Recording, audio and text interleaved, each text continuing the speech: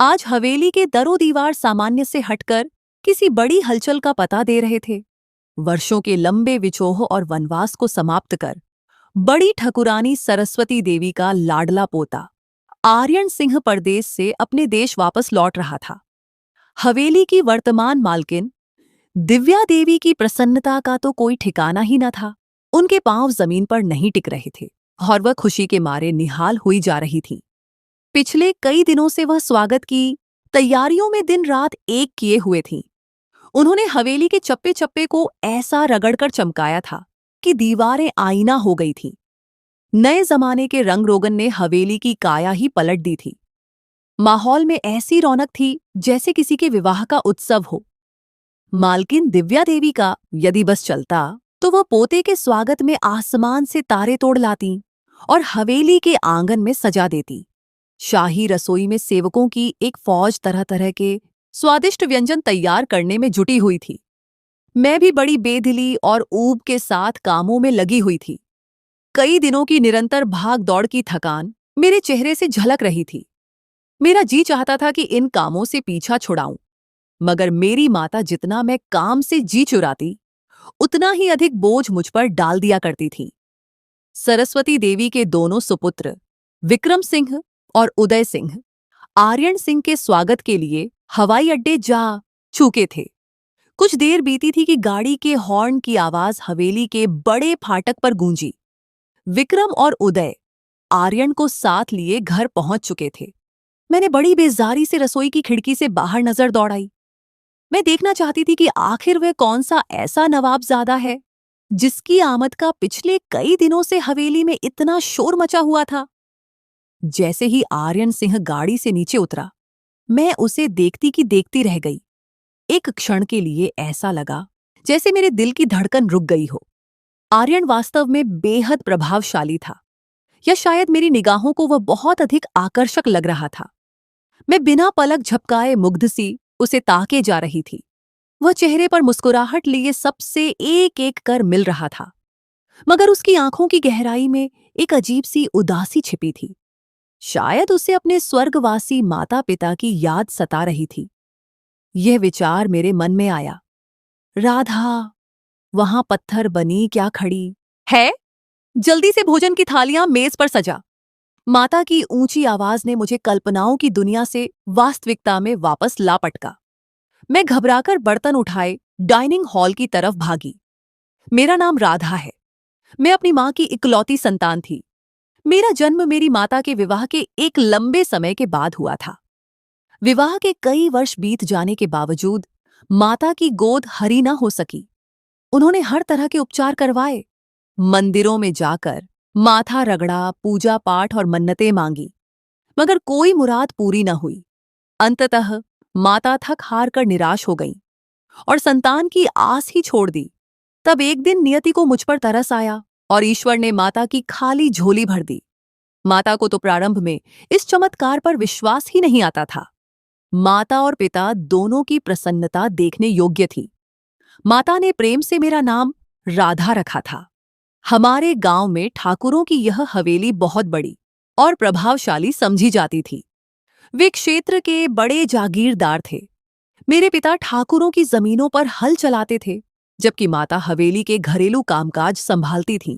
माता जब काम पर जाती तो मुझे भी साथ ले जाया करती थी, क्योंकि घर पर मेरा ध्यान रखने वाला कोई दूसरा न था।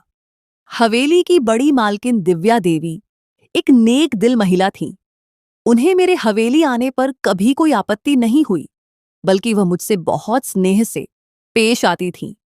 मैं सारा दिन हवेली में काम करने वाले कर्मचारियों के बच्चों के साथ खेल कूद में मग्न रहती और शाम ढलते माता के साथ वापस घर चली आती। मगर न जाने माता के भाग्य में क्या लिखा था। ईश्वर ने जब संतान जैसी नेमत से नवाजा तो पति का साया सिर से छीन लिया। मैं अभी केवल 1 वर्ष की थी जब एक दिन पिता को तेज ज्वर ने आ लिया। वह मामूली सा बुखार ऐसा बिगड़ा और बीमारी ने पिता को ऐसा जकड़ा कि वह चारपाई से जा लगे। पिता सारा सारा दिन बिस्तर पर पड़े खांसते रहते थे। कमजोरी इतनी बढ़ गई थी कि वह खेतों पर कठिन परिश्रम के लिए जाने योग्य न रहे। माता अत्यंत चिंतित थीं। उन्होंने हवेली जाना छोड़ दिया और दिन रात पिता की सेवा में जुट गईं। माता ने अपनी सामर्थ्य से बढ़कर उपचार करवाया, मगर पिता की स्थिति न सुधरी और अंत में एक दिन वह हमें अकेला छोड़कर इस संसार से विदा हो गए। इस दुखद समय पर मेरी आयु केवल 2 वर्ष थी। माता पर तो जैसे दुखों का पहाड़ टूट पड़ा था। वह इस भरी दुनिया में बिल्कुल अकेली रह गई थी। माता का आगे पीछे कोई सहारा देने वाला न था। धीरे धीरे माता ने स्वयं को धैर्य बंधाया और जीविका के लिए पुनः हवेली जाना प्रारंभ कर दिया। पिता के देहांत के बाद दिव्या देवी ने माता की विवशता देखकर उन्हें हवेली में ही आवास दे दिया। हवेली के पिछवाड़े कर्मचारियों के लिए बने हुए क्वार्टरों में से एक छोटा सा क्वार्टर मालकिन ने माता को दे दिया। मेरा पूरा बचपन इसी हवेली की छाया में बीता। मैंने इसी हवेली में रहकर गीता का पाठ सुना और प्राथमिक शिक्षा के चरण भी यहीं पूर्ण किए। मुझे ज्ञान प्राप्त करने का बहुत शौक था। दिव्या देवी ने मेरा प्रवेश गांव के सरकारी विद्यालय में करवा दिया था। दिव्या देवी की बड़ी बहू पल्लवी की बेटी पढ़ाई के मामले में अक्सर मेरी सहायता कर दिया करती थी। इस प्रकार मैंने गांव के विद्यालय से ही मैट्रिक की परीक्षा अच्छे अंकों से उत्तीर्ण कर ली। समय पंख लगाकर उड़ा और मैं 16 वर्ष की भरपूर युवावस्था में प्रवेश कर गई। जब मैं जवान हुई तो मेरी सहेली सुनीता ने मुझे मेरे सौंदर्य का आभास दिलाना प्रारंभ किया। वह अक्सर कहती, अरे राधा, तू तो बला की सुंदर है, बिल्कुल हवेली की किसी मालकिन जैसी लगती है। सच बता, तेरी यह रूपरेखा किस पर गई है? काकी से तो तेरा चेहरा बिल्कुल नहीं मिलता। सुनीता की बातें सुनकर मैं उसे अविश्वास से देखती और पूछती, क्या तू वास्तव में सच कह रही है? हाँ हाँ, गंगा मैया की सौगंध, मैं बिल्कुल सच कह रही हूं। सुनीता का यह उत्तर सुनकर मेरा मन प्रसन्न हो जाता। मुझे सजने संवरने का बेहद शौक था, मगर माता को न जाने मुझसे क्या शत्रुता थी। वो मेरे लंबे घने बालों में ढेर सारा तेल छुपड़कर कसकर छोटी बना देती। न वह मुझे आंखों में काजल भरने देती थी और न ही माथे पर बिंदियां सजाने की। मुझे माता के इन अनावश्यक प्रतिबंधों पर बहुत क्रोध आता था। माता हवेली की पुरानी और विश्वसनीय कर्मचारी थीं, इसीलिए दिव्या देवी को माता पर पूर्ण विश्वास था। हवेली के सभी महत्वपूर्ण और उत्तरदायित्व वाले काम वह माता को ही सौंप देती थीं। दिव्या देवी की 4 संतानें थीं। उनके बड़े बेटे राकेश सिंह थे, उनसे छोटे विक्रम और उदय थे। रेखा इन तीनों भाइयों से छोटी और सबकी लाडली थी। दिव्या देवी ने अपने जिगर के टुकड़े राकेश का रिश्ता अपनी भांजी पल्लवी से तय किया था और मंझले बेटे विक्रम का रिश्ता अपनी भतीजी सविता से पक्का किया था। दिव्या देवी के भाई के केवल 2 ही बच्चे थे। सविता के रिश्ते के बदले उनके भाई ने अपने इकलौते बेटे राज सिंह के लिए उनकी प्रिय बेटी रेखा का हाथ मांग लिया था। दिव्या देवी को भला क्या आपत्ति हो सकती थी? राज उनका अपना भतीजा था, शील और स्वरूप में लाखों में एक था और समस्त संपत्ति का एकमात्र उत्तराधिकारी था। अतः दिव्या देवी ने अपनी बेटी का रिश्ता अपने भतीजे राज से जोड़ दिया। यह रिश्ता वट्टा सट्टा यानी बदले के रिश्ते के आधार पर तय हुआ था। दिव्या देवी ने बड़ी शान और शौकत के साथ अपने दोनों बेटों के विवाह रचाए थे। हवेली में पूरा 1 माह खुशियों का उत्सव मनाया गया, मगर न जाने क्यों राज और रेखा के विवाह की नौबत न आ सकी। सुनने में आया था कि रेखा को राज एक आंख न भाता था और रेखा ने अपने भाइयों की इच्छा को ठुकराकर अपनी पसंद के एक ऐसे लड़के से विवाह कर लिया था जो उनकी जाति से संबंध नहीं रखता था। उस दिन के बाद से हवेली की 4 दीवारी में रेखा का नाम लेना भी एक गंभीर पाप घोषित कर दिया गया। दिव्या देवी बेटी की इस नादानी और विद्रोह के कारण अंदर ही अंदर घुल रही थी। न जाने हवेली की खुशियों को किसकी बुरी नजर लग गई थी। अभी बेटी का दिया हुआ घाव हरा ही था कि एक और भयानक आघात उनके द्वार पर दस्तक दे रहा था। एक दिन शहर जाते हुए दिव्या देवी के मंझले बेटे विक्रम और उनकी बहू एक दुखद सड़क दुर्घटना का शिकार होकर मृत्यु को प्राप्त हो गए। दिव्या देवी पर तो जैसे प्रलय ही टूट पड़ी थी। विक्रम उनका सबसे आज्ञाकारी और प्रिय बेटा था।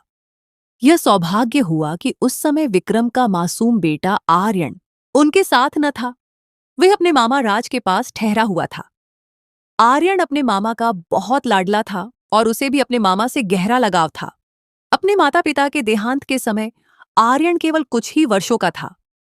इस कठिन घड़ी में आर्यन के मामा राज ने उसके पालन पोषण का पूरा उत्तरदायित्व संभाला। दिव्या देवी को तो उस समय किसी बात की सुध बुध ही नहीं थी। जैसे जैसे समय बीता, विक्रम और सविता की अकाल मृत्यु के घाव भरने लगे और जीवन पुनः अपनी पटरी पर लौटने लगा। अब दिव्या देवी अपने छोटे बेटे उदय सिंह के हाथ पीले करना चाहती थी। उदय सिंह ने मां को स्पष्ट बता दिया कि वह अपने एक मित्र की बहन को पसंद करता है और उसी को अपनी जीवन संगिनी बनाना चाहता है। अतीत के कड़वे अनुभवों को ध्यान में रखते हुए दिव्या देवी ने कोई विरोध नहीं किया। उन्होंने उदय का विवाह उसकी हार्दिक इच्छा और सहमति के अनुसार कर दिया। उदय की पत्नी स्वभाव की काफी तेज और शहर की शिक्षित महिला थी। उसे गांव का सरल जीवन बिल्कुल न भाता था। उसने उदय सिंह पर शहर स्थानांतरित होने के लिए दबाव डाला, तो उदय ने शहर में अपना बसेरा बना लिया और व्यवसाय भी वहीं जमा लिया।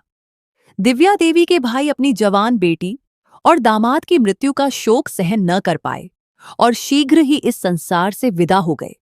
पिता के जाने के बाद राज सिंह का मन भी इस उजड़े हुए स्थान से हट गया। अतः उन्होंने देश छोड़कर विदेश में बसने का निर्णय लिया। वह जब विदेश गए तो आर्यन सिंह को भी अपने साथ ले गए। इस लंबी अवधि में आर्यन कुछ बार भारत आया अवश्य था, लेकिन अब वह अपनी शिक्षा पूर्ण करके स्थायी रूप से वापस लौट आया था। दिव्या देवी के सबसे बड़े बेटे हवेली ही में निवास करते थे और जमीनों का सारा प्रबंध वही देखते थे। उनकी एक सुपुत्री और एक सुपुत्र थे। उनकी बेटी का रिश्ता उसके मामा के यहाँ पहले ही पक्का हो चुका था। दिव्या देवी के छोटे बेटे उदय के 3 बच्चे थे, जिनमें बड़ी बेटी तानिया और 2 छोटे बेटे थे। इस प्रकार लड़कों में आर्यन ही हवेली का सबसे बड़ा कुलदीपक और उत्तराधिकारी था और अब कई वर्षों के बाद वह वापस अपने पैतृक घर आ रहा था। हवेली में कई दिनों से आर्यन सिंह की वापसी की चर्चा थी। बड़े जोर शोर से साफ सफाई का अभियान जारी था। हर वस्तु को आधुनिक ढंग से व्यवस्थित किया जा रहा था। माता अपने साथ मुझे भी हर काम में जोंक की तरह चिपकाए रखती थीं। इसीलिए आर्यन सिंह के आगमन के उल्लेख से मुझे एक प्रकार की चिढ़ होने लगी थी। मैं सोचती कि पता नहीं यह आर्यन सिंह कौन सी बला है जिसने सबका जीना दूभर कर रखा है। अंततः आर्यन सिंह के आगमन की घड़ी आ पहुंची और उसने हवेली की देहरी पर कदम रखा। मैं आर्यन के रूप को देखकर न जाने क्यों किसी जादू में कैद हो गई। मुझे स्वयं अपनी स्थिति का बोध नहीं हो पा रहा था। समझ नहीं आ रहा था कि मुझे हो क्या गया है। मैंने घबराहट में जल्दी जल्दी भोजन के बर्तन मेज पर सजाए और वापस रसोई की शरण में आ गई। मेरे दिल की गति अभी तक असामान्य रूप से तेज थी। माता ने जब मुझे देखा तो चिंता से कहने लगी, क्या बात है राधा, आज तो बहुत खोई खोई सी नजर आ रही है। खैरियत तो है, स्वास्थ्य ठीक नहीं है क्या? कुछ नहीं माता, बस निरंतर काम के कारण थकान हो गई है, मैंने नजरें चुराते हुए उत्तर दिया। माता ने ममता भरे अंदाज में मेरे सिर पर हाथ फेरा। अच्छा जाकर देख, सब अतिथि एकत्र हो गए हैं तो भोजन लगा दूं। मैं अपने धड़कते दिल को संभालने का प्रयास करती हुई दिव्या देवी के कमरे की तरफ बढ़ी, जहां आर्यन और परिवार के सभी सदस्य उपस्थित थे। दिव्या देवी की आंखें नम थीं। आर्यन उनके हाथ थामे बड़ी ममता से उन्हें सांत्वना दे रहा था। आप बिल्कुल चिंता न करें दादी मां, अब मैं स्थायी रूप से वापस आ गया हूं। आर्यन सिंह की यह बात सुनकर दिव्या देवी ने उसे ममता से गले लगा लिया। आर्यन बेटा, तुम्हें देखकर मेरी आंखों में ठंडक पड़ गई है। तुम्हें अनुमान नहीं कि हमें तुम्हारी वापसी का कितनी बेसब्री से प्रतीक्षा थी। आर्यन ने उत्तर दिया, दादी मां, मैं भी परदेश में आप सबको बहुत याद करता था। दिव्या देवी की आंखों से खुशी के आंसू छलक पड़े। ईश्वर तुम्हें सदा सुखी रखे मेरे बच्चे। मैंने भोजन लगने की सूचना दी तो सब उठकर डाइनिंग मेज की तरफ आ गए। भोजन के दौरान भी मैं तिरछी नजरों से आर्यन का अवलोकन करती रही। मैं स्वयं चकित थी कि मुझे क्या होता जा रहा है। ऐसी स्थिति तो पहले कभी अनुभव नहीं हुई थी। आर्यन सिंह इस हवेली में कदम रखने वाला कोई पहला पुरुष तो नहीं था। इससे पहले भी असंख्य अतिथियों का आना जाना रहता था। दिव्या देवी का परिवार काफी विस्तृत था और अक्सर उनके निकट संबंधी हवेली में प्रवास करते थे, जिनमें कई सुंदर और युवा लड़के भी होते थे। मगर मेरे मन का हाल आज से पहले ऐसा कभी न हुआ था। आर्यन सिंह को देखकर न जाने क्यों एक अपनेपन का अनुभव होता था, जैसे मैं उसे सदियों से जानती हूँ। भोजन करके सब अपने अपने कमरों में विश्राम के लिए चले गए। मैं भी अपने क्वार्टर की तरफ लौट आई। माता अभी तक रसोई के कामों में उलझी हुई थी, मगर मेरी थकान के दृष्टिगत उन्होंने मुझे विश्राम के लिए भेज दिया था। मैं अपने छोटे से कमरे में अकेली बैठी थी और आर्यन का अक्स मेरी आंखों के सामने बार बार लहरा रहा था। मैंने सोचा, काश मेरा जन्म भी किसी निर्धन परिवार के स्थान पर इस हवेली के ऊंचे ऊंचे कमरों में हुआ होता। ये सोचते ही मेरी आंखें भीग गईं। फिर मैंने स्वयं को धिक्कारा। मैं आखिर यह सब क्यों सोच रही हूं? क्या यह कभी संभव भी है कि एक ठाकुर मुझ जैसी साधारण और गरीब दासी की तरफ देखना भी पसंद करे? मैं तो जैसे चांद को छूने की कामना कर रही थी। मगर फिर विचार आया कि प्रेम तो कभी ऊंच नीच और जाति पाति की दीवारें नहीं देखता।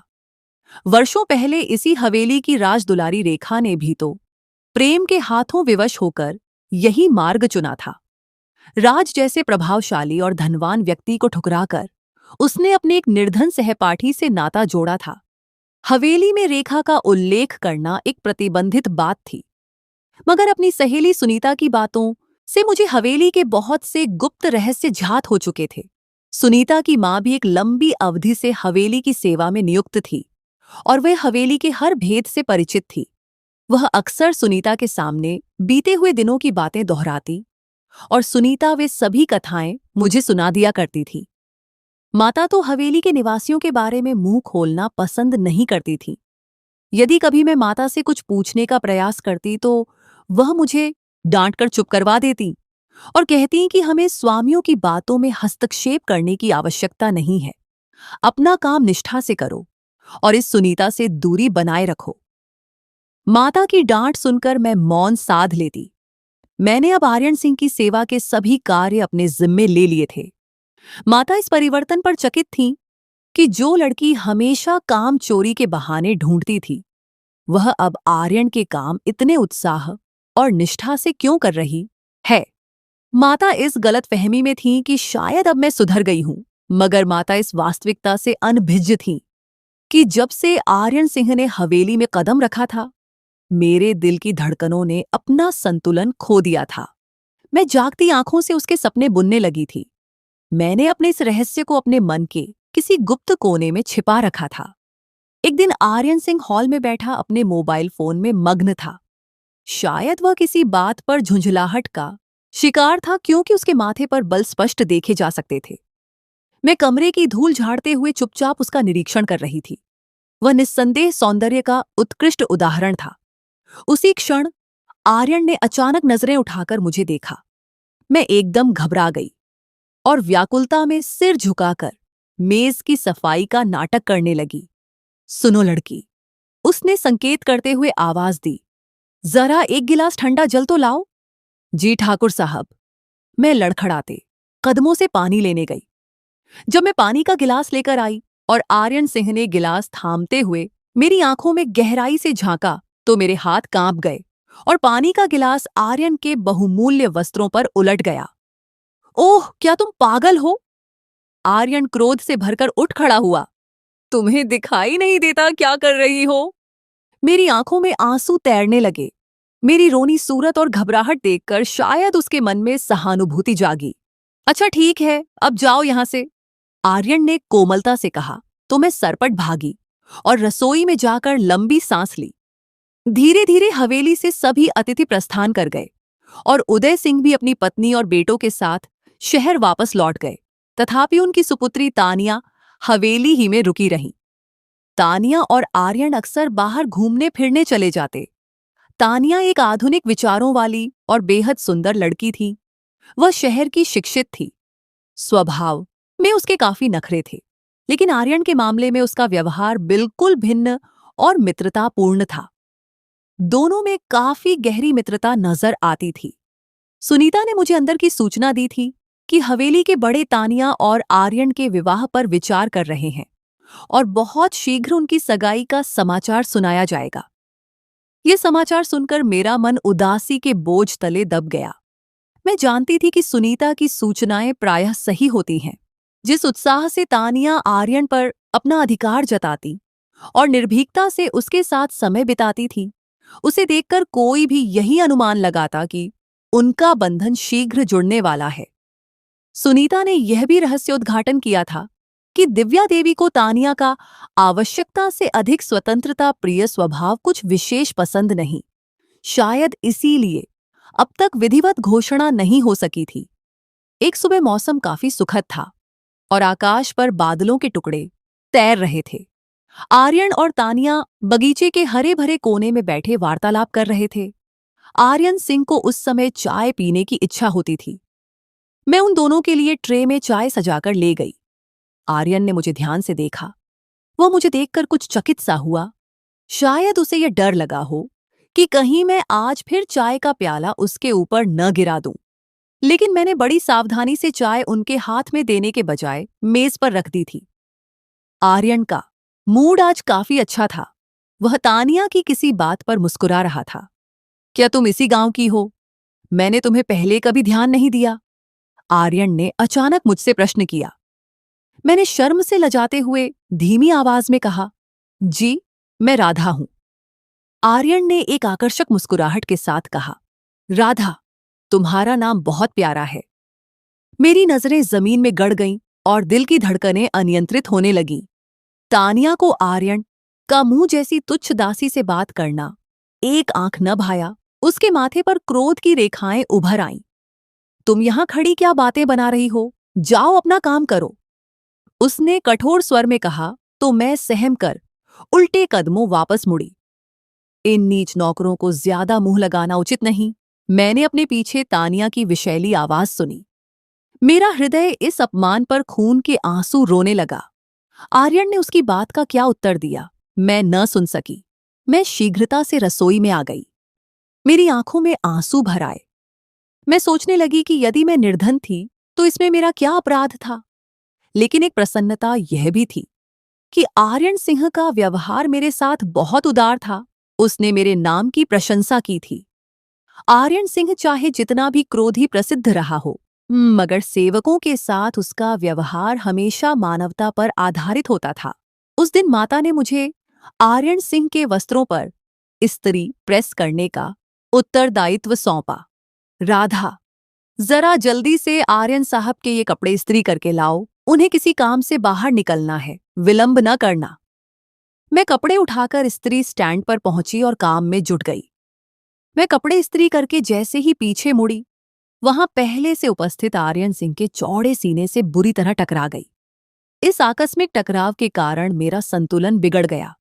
मैं गिरने ही वाली थी कि आर्यन ने फुर्ती से मेरी कमर के चारों ओर हाथ डालकर मुझे संभाल लिया। वह न जाने कब चुपचाप अपने कपड़े लेने मेरे पीछे आकर खड़ा हो गया था और मैं अपने ध्यान में उसकी उपस्थिति से बिल्कुल अनभिज्ञ थी। मैं इस निकटता पर बुरी तरह घबरा गई। मेरे दिल की धड़कनें एक बार फिर बेतरतीब हो गईं।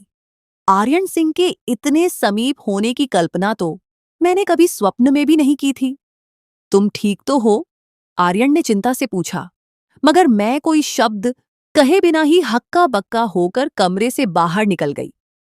लेकिन जैसे ही मैं कमरे के द्वार से बाहर निकली, तानिया सिंह को वहां खड़ा पाकर मेरी तो जैसे जान ही निकल गई।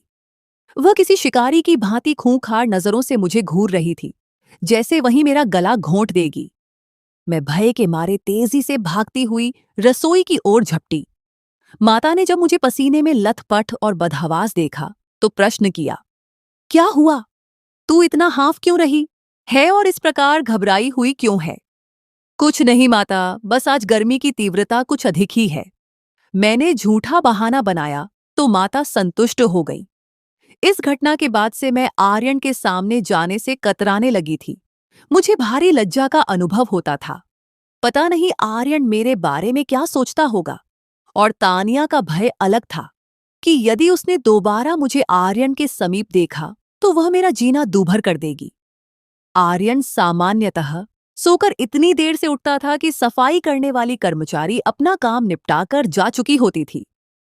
माता ने एक दिन मुझे आर्यन के कमरे की सफाई का आदेश दिया, तो मैं डरते डरते उसके कमरे में प्रविष्ट हुई। आर्यन उस समय हवेली से बाहर था, इसलिए मैंने संतोष की सांस ली और सफाई प्रारंभ कर दी। यह मेरा आर्यन के कमरे में प्रथम कदम था। उसका कमरा किसी शाही शयन कक्ष की तरह अत्यंत नफासत से सजा हुआ था। कमरे में एक विशाल अलमारी थी जिसमें बहुमूल्य वस्त्र और विदेशी वस्तुएं करीने से रखी थीं।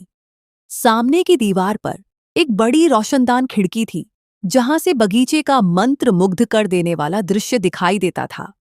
बिस्तर के सिरहाने एक छोटी मेज पर आर्यन सिंह का एक चित्र रखा था। मैं चित्र साफ करने लगी तो मेरी निगाहें उसकी रूपरेखा पर जम गईं और मैं उसके चित्र के जादू में खो गई। सी की शीतलता और कमरे के शांत वातावरण ने मुंह पर ऊंघ, नींद तारी करना प्रारंभ कर दिया। वैसे भी कई रातों की अनिद्रा ने मुझे थका रखा था। आर्यन का चित्र हाथ में लिए न जाने कब मेरी आंख लग गई और मैं उसी राजसी बिस्तर पर गहरी निद्रा की वादियों में उतर गई। मुझे कुछ होश न रहा कि सोते हुए कितना समय बीत गया। जब मेरी आंख खुली तो मैंने हक्का बक्का होकर चारों ओर देखा। कुछ क्षणों तक तो मुझे समझ ही न आया कि मैं कहाँ हूं, और जैसे ही वास्तविकता का बोध हुआ तो मेरे होश ठिकाने आ गए। मैं हड़बड़ाकर बिस्तर से उठने का प्रयास कर रही थी कि उसी क्षण द्वार खुला और कोई अंदर प्रविष्ट हुआ। कमरे का प्रकाश जलते ही देखा कि वह आर्यन था। वह रात्रि के इस प्रहर में मुझे अपने बिस्तर पर देखकर स्तब्ध रह गया। तुम यहां इस समय क्या कर रही हो? उसने आश्चर्य से पूछा। वह मैं दरअसल। मेरी वाणी रुक गई और मैं व्याकुलता में इधर उधर देखने लगी। अच्छा ठीक है, अब जो हुआ सो हुआ। तुम अभी यहां से जाओ, रात काफी बीत चुकी है। इस विषय पर सुबह वार्तालाप करेंगे। जी बहुत अच्छा। मैंने सिर हिलाते हुए शीघ्रता से निकलने का प्रयास किया, मगर अभी मैं बिस्तर से कदम नीचे ही रख रही थी कि तानिया अचानक द्वार धकेलकर अंदर प्रविष्ट हुई और मुझे आर्यन के कमरे में इस अवस्था में देखकर उसकी आंखें क्रोध के मारे उबल पड़ी। आर्यन, ये सब क्या तमाशा है? तुम इस समय इस नौकरानी के साथ कमरे में बंद क्या कर रहे हो? उसने विषैली नजरों से मुझे देखा। तानिया का सामना होते ही मेरे तो हाथ पांव फूल गए। मैं तुमसे पूछ रही हूं आर्यन, ये सब क्या है? तानिया ने गरज कर प्रश्न किया। मुझे स्वयं कुछ झात नहीं, मैं तो अभी अभी कमरे में आया हूं। झूठ बोलने की भी कोई सीमा होती है। तुमने तो कहा था कि तुम आज शहर जा रहे हो, फिर तुम हवेली ही में उपस्थित थे। मैंने तुम्हारे कमरे का प्रकाश जलते देखा तो जिज्ञासा में यहां आई और ये दृश्य देख लिए। आखिर कब से तुम दोनों का यह प्रेम प्रसंग चल रहा है? तानिया क्रोध से आपे से बाहर हो रही थी। अपनी वाणी को संयमित रखो तानिया। ऐसी घटिया बात करते हुए तुम्हें तनिक भी लज्जा नहीं आती? वाह, लज्जा मुझे आनी चाहिए या तुम्हें, जो एक तुच्छ दासी के साथ रंग रलियां मना रहे हो? मौन हो जाओ। आर्यन ने क्रोध के आवेश में एक जोरदार थप्पड़ तानिया के मुख पर दे मारा। वह गाल सहलाती हुई फटी फटी आंखों से उसे देखने लगी। उसे विश्वास ही न आया कि आर्यन ऐसा कर सकता है। उसकी आंखों से जैसे शोले निकल रहे थे। तुम्हारी इतनी धृष्टता! तुमने एक नौकरानी के कारण मुझ पर हाथ उठाया।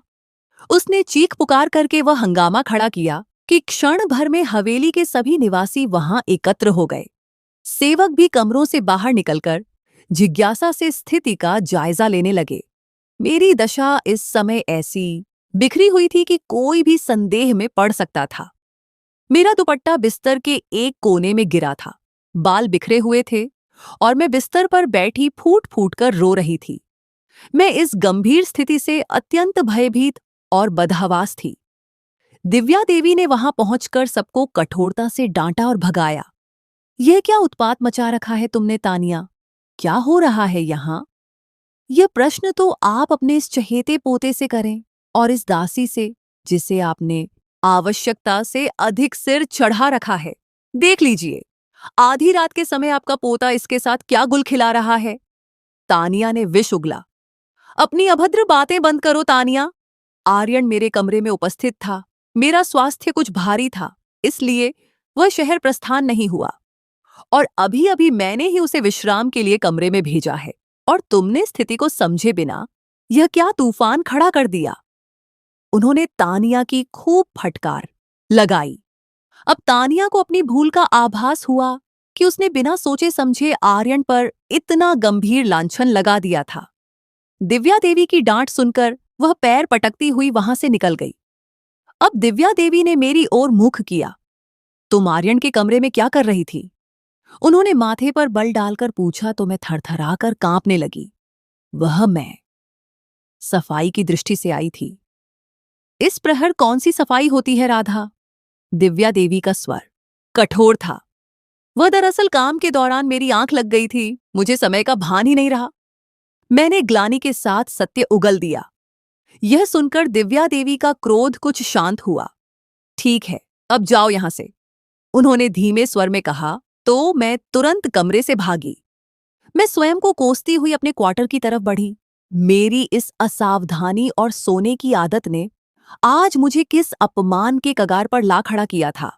दिव्या देवी ने माता को उनकी लापरवाही पर खूब आड़े हाथों लिया और माता ने सारा क्रोध मुझ पर निकाला।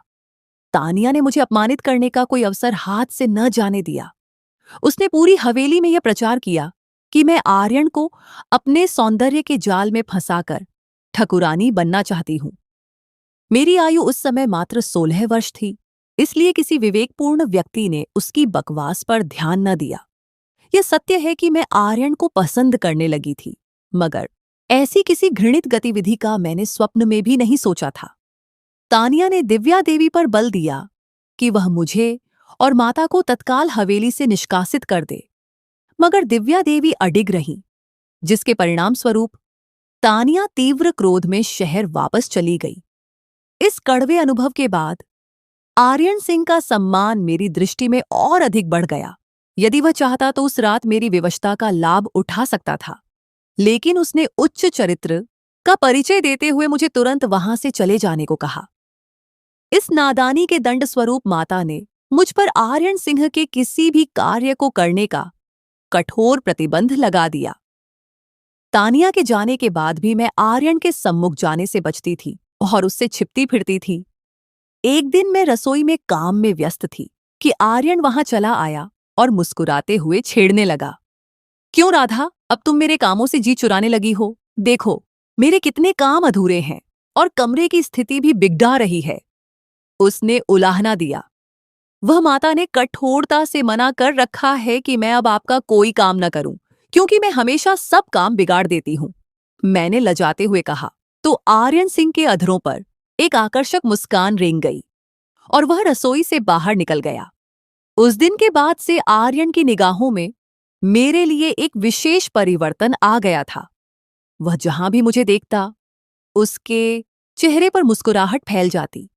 मैं लज्जा के मारे उसकी नजरों का सामना करने से बचती। मेरा निरंतर प्रयास होता कि उसके सम्मुख न जाऊं, मगर जहां मैं काम कर रही होती, वह वहीं प्रकट हो जाता और बैठकर मौन भाव से मेरा अवलोकन करने लगता। मैं आर्यन साहब की इन अर्थपूर्ण मुस्कुराहटों का अर्थ भली भांति समझती थी। मुझे विश्वास था कि वह मन ही मन मेरी उस रात वाली मूर्खता का उपहास उड़ा रहा है। उदय सिंह अपनी पत्नी और तानिया के साथ पुनः हवेली पधारे। तब से दिव्या देवी के कमरे में किसी गुप्त विषय पर कानाफूसी जारी थी। उनके दोनों पुत्र और बहुएं भी वहां सिर जोड़े बैठी थीं। सुनीता ने मुझे समाचार दिया कि उदय सिंह अपनी माता से तानिया और आर्यन के गठबंधन की बात करने आए हैं, लेकिन आर्यन ने तानिया से विवाह के रिश्ते को पूर्णतः अस्वीकार कर दिया है, जिसके कारण तानिया की माता क्रोध से भरी बैठी थी। आपने एक साधारण नौकरानी के कारण मेरी बेटी को ठुकरा दिया। आपको तो उसी रात इसे और इसकी मां को हवेली से निकाल देना चाहिए था। तानिया को शहर भेज दिया और इसे हवेली में आश्रय दे रखा है। उदय सिंह की पत्नी ने तीखे स्वर में कहा, मां, आप तानिया के स्वभाव से परिचित हैं कि वह कितनी भावुक है। उसके लिए रिश्तों की कमी नहीं, लेकिन वह आर्यन ही को अपना जीवन साथी बनाना चाहती है, और इस समस्त विवाद में दोष केवल तानिया का नहीं, आर्यन का भी है। आप आर्यन को समझाएं कि वह इस रिश्ते से इनकार न करे। उदय ने विनती की। आर्यन प्रारंभ से ही तानिया से रिश्ता जोड़ने पर सहमत न था। मैंने ही उसे किसी प्रकार मनाया था, लेकिन अब उसने स्पष्ट इनकार कर दिया है। वैसे भी तानिया और आर्यन की जोड़ी किसी प्रकार उपयुक्त नहीं। दोनों के स्वभाव में आकाश पाताल का अंतर है। आर्यन अपने पूर्वजों की इस हवेली में निवास करना चाहता है, जबकि तानिया को गांव की वायु दम घुटती हुई प्रतीत होती है। ऐसी स्थिति में यह निर्वाह कैसे संभव होगा? दिव्या देवी ने तर्क दिया। विवाह के बाद सब ठीक हो जाएगा माँ, आप बस आर्यन से बात करें और सबसे पहले इस लड़की और इसकी माँ को यहां से विदा करें। हवेली के सेवक भी तरह तरह की बातें कर रहे हैं। मैं उन्हें इतनी बड़ी राशि दे दूंगा कि उनका शेष जीवन सुगमता से कट जाएगा। उनके जाने के बाद आर्यन का क्रोध शांत हो जाएगा और वह विवाह के लिए हां कह देगा। बल्कि मैं स्वयं ही उन्हें यहां से चले जाने को कह देता हूं। उदय सिंह क्रोध में उठ खड़े हुए तो दिव्या देवी ने उन्हें रोक दिया। कदापि नहीं उदय सिंह, राधा इस हवेली से कहीं नहीं जाएगी। आखिर क्यों मां? आप एक तुच्छ नौकरानी का इतना पक्ष क्यों ले रही हैं? आखिर वह एक दासी ही तो है। उदय सिंह ने तैश में कहा। तुम यह भूल रहे हो उदय कि आर्यन का पालन पोषण राज और उसकी पत्नी ने किया है। आर्यन का जीवन साथी चुनने का प्रथम अधिकार उन्हीं का है और उन्होंने आर्यन के लिए राधा का चयन किया है। आर्यन को भी अपनी मां की इस पसंद पर कोई आपत्ति नहीं। वह हृदय से इस पर सहमत है। यह आप क्या कह रही हैं मां? उदय सिंह स्तब्ध रह गए। राज की पत्नी राधा को कैसे जानती है? उसने तो कभी भारत की भूमि पर कदम भी नहीं रखा। वह आर्यन का विवाह राधा से क्यों करवाना चाहती है? यह सब क्या मामला है? उदय सिंह ने आश्चर्य से पूछा। वहां उपस्थित समस्त व्यक्तियों के चेहरों पर विस्मय के साये थे। शायद अब इस सत्य से पर्दा उठाने का समय आ गया है, जो वर्षों से मेरे सीने में दफन है। दिव्या देवी की आंखें छलक आईं। राकेश और उदय सिंह चौंक कर अपनी मां की ओर उन्मुख हुए। दिव्या देवी अतीत के झरोकों में खो गईं, जब वह प्रसन्नता के साथ अपने बेटे के विवाह की तैयारियों में मग्न थीं। आप तो मेरे मामा का रिश्ता लेने गई थी, फिर आपने राज से मेरा रिश्ता क्यों तय कर लिया? रेखा को जब झांत हुआ था कि उसका नाता राज से जोड़ दिया गया है, तो वह क्रोध से तिलमिला उठी थी। वह परिचित थी कि राज उसे पसंद करता है, लेकिन राज जैसा पारंपरिक पुरुष उसका आदर्श कदापि नहीं था। क्यों? राज में भला क्या त्रुटि है? इकलौता उत्तराधिकारी है, संपत्ति का स्वामी है, तुम वहां ऐश्वर्य भोगोगी, दिव्या देवी ने समझाया था। यही तो आपकी विडंबना है। आप प्रसन्नता को सोने चांदी के तराजू में तौलती हैं। आप क्या चाहती हैं कि मैं एक पिंजरे से निकलकर दूसरे पिंजरे में कैद हो जाऊं? बचपन से मेरे भाइयों ने मुझे कभी स्वतंत्रता की सांस नहीं लेने दी। हमेशा प्रतिबंधों के पहरे बिठाए। यहां मत जाओ, वहां मत जाओ। कॉलेज जाना है तो चादर ओढ़ो। घर में भी सिर से दुपट्टा न सरके। मैं अपनी सहेलियों के घर तक नहीं जा सकती। इस घुटन भरे वातावरण में मेरा दम घुटता है और आप चाहती हैं कि विवाह के बाद भी मेरे जीवन में कोई परिवर्तन न आए। वही प्राचीन परंपराएं, वही बंधन जो मैंने यहां देखे हैं, वहां भी तो वही सब कुछ है। रेखा ने स्पष्ट कहा तो दिव्या देवी ने उसे सांत्वना देते हुए कहा, तुम्हारे भाई तुमसे अगाध प्रेम करते हैं, इसीलिए वे तुम पर ये पहरे लगाते हैं। लेकिन राज इतना रूढ़िवादी नहीं है। तुम विश्वास रखो, तुम उसके साथ बहुत सुखी रहोगी। मगर रेखा तो अपना दिल हार चुकी थी। उसका आदर्श उसका सहपाठी नरेश था, जो प्रत्यक्षतः स्त्री के सम्मान और स्वतंत्रता का ध्वजवाहक था। वह जब मंच पर खड़े होकर नारी अधिकारों और स्त्री स्वतंत्रता पर भाषण देता, तो उसका एक एक शब्द रेखा के हृदय की गहराइयों में उतर जाता। दोनों एक दूसरे के प्रेम में गिरफ्तार थे। उसके भाई नरेश जैसे निर्धन से उसका विवाह कर दे, यह असंभव था। अतः रेखा ने वही कदम उठाया जो उसने सोच रखा था। उसने घर के नाम एक विदाई पत्र छोड़ा और नरेश के साथ न्यायालय विवाह कर ली। रेखा के तीनों भाइयों का स्वाभिमान और क्रोध से बुरा हाल था। उनका जी चाहता था कि रेखा जहां मिले उसे उसके पति सहित मृत्यु की नींद सुला दे, मगर दिव्या देवी ने उन्हें अपनी ममता की सौगंध देकर रोक दिया था कि जो कुछ होना था वह हो चुका। वे अपनी बहन के रक्त से अपने हाथ रंग कर अपना जीवन नष्ट न करें। रेखा ने सुनहरे स्वप्न आंखों में सजाकर नरेश से नाता जोड़ा था, मगर विवाह के कुछ ही महीनों में उसके समस्त स्वप्न चकनाचूर हो गए थे। नरेश की सभी बातें मात्र शब्द जाल सिद्ध हुईं। वह भी उसी पारंपरिक और पिछड़ी सोच का पुरुष निकला जैसे उसके अपने घर में थे। बल्कि उसके भाई तो नरेश से 1000 गुना श्रेष्ठ थे, क्योंकि उन्होंने कभी अपनी पत्नियों पर हाथ नहीं उठाया था और रेखा को तो वे आवश्यकता से अधिक चाहते थे। रेखा ने हीरा खोकर पत्थर का चुनाव कर लिया था। कॉलेज की 4 वर्षीय मित्रता और प्रेम कुछ माह की यात्रा भी तय न कर सकी और नरेश ने रेखा को निराश्रित छोड़कर घर से निकाल दिया।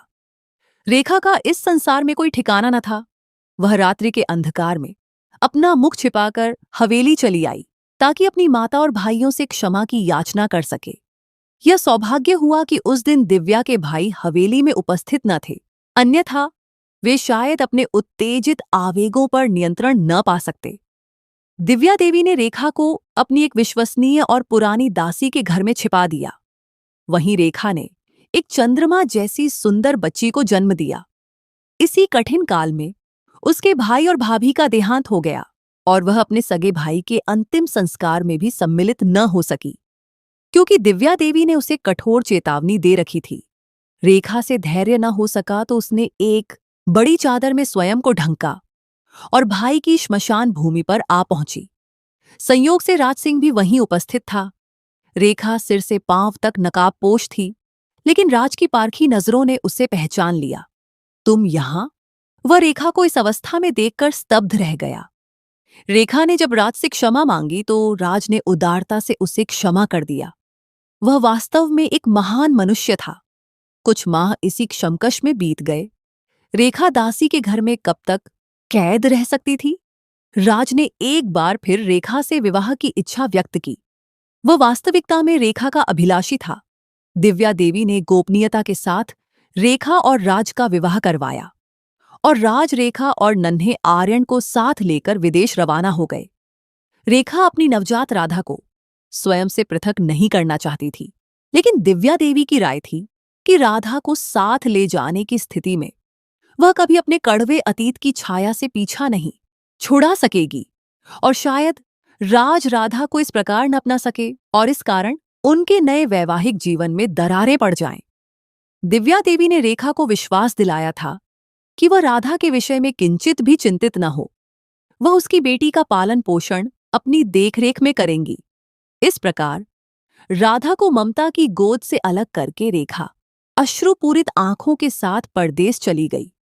राधा हवेली में एक दासी की बेटी की हैसियत से जवान होती रही। इस तरह कई वर्ष बीत गए। रेखा राज के साथ 1-2 बार भारत आई अवश्य, मगर वह कभी हवेली की देहरी पर न आई। राज और आर्यन सबसे मिलने हवेली आते, लेकिन रेखा शहर के किसी होटल में ठहरती। दिव्या देवी किसी बहाने से शहर जाकर उससे मिल आती और उस दासी और राधा को भी अपने साथ ले जाती। राधा उस समय बहुत छोटी थी, उसे कुछ भी याद न रहा। फिर एक लंबी अवधि तक आर्यन की शिक्षा दीक्षा के कारण रेखा और राजवतन वापस न आ सके। रेखा ने आर्यन को अपनी सगी संतान की तरह पाला पोसा है। अब उसकी हार्दिक इच्छा है कि आर्यन उसकी बेटी राधा का जीवन साथी बने और उन दोनों का विवाह कर दिया जाए। दिव्या देवी का यह रहस्योद्घाटन सुनकर वहां उपस्थित समस्त व्यक्तियों पर सन्नाटा छा गया। राकेश और उदय सिंह पश्चाताप से सिर झुकाए बैठे थे।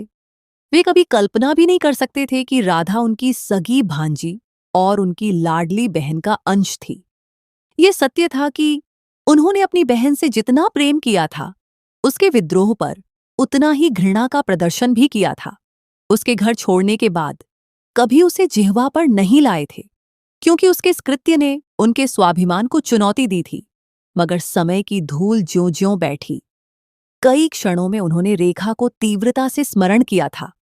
हवेली में जिसने यह समाचार सुना, वह विस्मय की मूर्ति बन गया। राधा रेखा की सुपुत्री थी।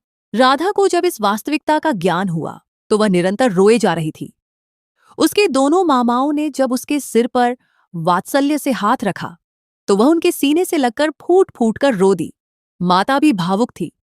ईश्वर ने उसे सगी संतान से वंचित रखा था, मगर उसकी सूनी गोद को राधा के अस्तित्व से रौनक प्रदान की थी। राधा के मन में अपनी वास्तविक माता से मिलने की तड़प जाग उठी। रेखा जब राज के साथ वापस लौटी तो भाइयों ने समस्त कड़वाहटें भुलाकर उसे गले से लगा लिया। राधा भी अपनी मां से मिलकर फूट फूट कर रोती रही। हर आंख नम थी। देखा, मैंने कहा था ना कि तू मुझे किसी कोण से दासी की बेटी नहीं लगती। सुनीता ने राधा के कान में फुसफुसाया तो वह आंसुओं के मध्य मुस्कुरा दी। राधा और आर्यन का विवाह अद्भुत वैभव और भव्यता से संपन्न हुआ। राधा को तो अपने भाग्य पर विश्वास ही नहीं आ रहा था कि वह आर्यन की पत्नी बनने का गौरव प्राप्त कर रही है। उसने अपने भगवान से आर्यन सिंह को पाने की जो भी मौन प्रार्थनाएं की थीं, वे अक्षरशः स्वीकार हो चुकी थीं। आर्यन और राधा के 7 फेरे पूर्ण हुए और नियति के खेल के परिणाम स्वरूप एक बार फिर मैं आर्यन के कमरे में उपस्थित थी। मैं सिमटी सकुचाई सोफे पर बैठी थी जब आर्यन मुस्कुराता हुआ कमरे में प्रविष्ट हुआ। उस दिन तो तुम बड़े इत्मीनान से मेरे बिस्तर पर निद्रा के आनंद ले रही थी, और आज जब तुम्हें इस बिस्तर पर बैठने का पूरा वैधानिक और नैतिक अधिकार प्राप्त है, तो सोफे पर क्यों सिमटी बैठी हो? आर्यन ने परिहास भरे अंदाज में कहा, तो मैंने लज्जा से अपना मुख मोड़ लिया। आर्यन ने कोमलता से मेरा हाथ थामा और मुझे अपने साथ बिस्तर पर बिठा लिया। क्या आपको पूर्व से झांत था कि मैं रेखा की बेटी हूं?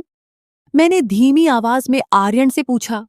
हाँ, मां ने मुझे परदेस ही में सब कुछ बता दिया था, इसीलिए तो मैंने उस दिन तुम्हारा नाम पूछा था। मैं जानता था कि तुम मेरी मां की बेटी हो, लेकिन मां ने इस रिश्ते के लिए मुझ पर कोई दबाव नहीं डाला था। यह मेरा अपना हार्दिक निर्णय था। लेकिन आप आखिर मुझसे विवाह के लिए क्यों तत्पर हुए? तुम, जो मुझे हर समय छिप छिप कर चोरी चोरी देखा करती थी, तो मैंने सोचा कि क्यों ना विवाह ही कर लूं, ताकि तुम सारा दिन मेरी नजरों के सामने रह सको। आर्यन की इस बात पर मेरी हंसी छूट गई थी। यह सत्य था कि आज मैं जीवन की सबसे बड़ी प्रसन्नता प्राप्त कर चुकी थी। मैंने शांति के साथ आर्यन के चौड़े कंधे पर सिर रखा और संतोष से अपनी आंखें मूंद लीं। राधा ने आर्यन के कंधे पर सिर तो रख दिया था, मगर उसे क्या झांत था कि हवेली की इन ऊंची दीवारों के पीछे अभी कई तूफान थमे नहीं थे। विवाह के कुछ माह किसी स्वप्न की भांति बीत गए। राधा, जो कल तक रसोई में पात्र मांजती थी, अब हवेली के निर्णय ले रही थी। मगर यह परिवर्तन उदय सिंह की पत्नी कौशल्या और उनकी पुत्री तानिया को एक आंख न भाता था। तानिया ने यद्यपि प्रत्यक्ष रूप से हार स्वीकार कर ली थी, मगर उसके हृदय में जलती ईर्ष्या की अग्नि बुझी नहीं थी। एक दोपहर जब आर्यन खेतों के निरीक्षण पर गया हुआ था, हवेली के पते पर एक अज्ञात पत्र प्राप्त हुआ। राधा ने उसे खोला तो उसके पैरों तले से भूमि खिसक गई। पत्र में लिखा था, राधा, तुम जिसे अपनी विजय समझ रही हो, वह एक अधूरा सत्य है। हवेली के उत्तराधिकारी का अतीत अभी तुमसे छिपाया गया है। यदि जानना चाहती हो कि आर्यन परदेश में किसके साथ था, तो गांव के पुराने मंदिर के पीछे वाले पीपल के वृक्ष के नीचे आओ। राधा का हृदय किसी अनजाने भय से धड़कने लगा। उसने इस विषय में किसी को न बताया और चुपचाप मंदिर की ओर चल दी। वहां उसका सामना एक प्रभावशाली मगर उदास चेहरे वाली युवती से हुआ, जिसका नाम माया था। माया कोई साधारण लड़की नहीं थी। वह राज सिंह के व्यावसायिक भागीदार की पुत्री थी, जो लंदन से आर्यन का पीछा करते हुए यहां पहुंची थी। माया का रहस्य उद्घाटन।